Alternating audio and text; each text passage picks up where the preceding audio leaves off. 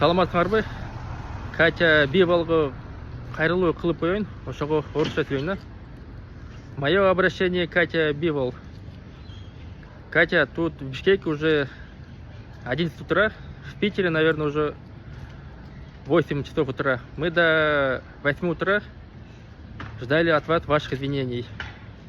Как вы сами видели, наверное, вы видели реакцию в социальных сетях на ваши видеовысказывания.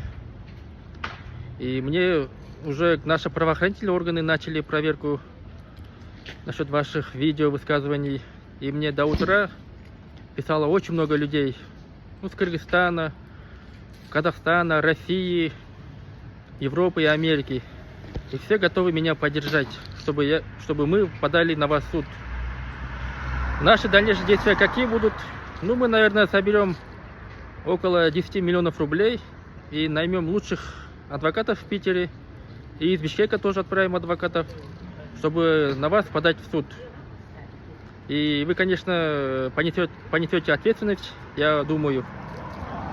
Почему мы это делаем? Чтобы такое больше не повторялось.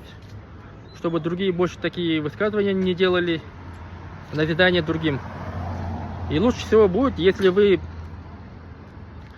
отправите мне или другим видеоизвинения, и мы на этом все мирно все забудем. Так что советую вам хорошо подумать. И ждем от вас ваших видеообращений. Всем салам алейкум.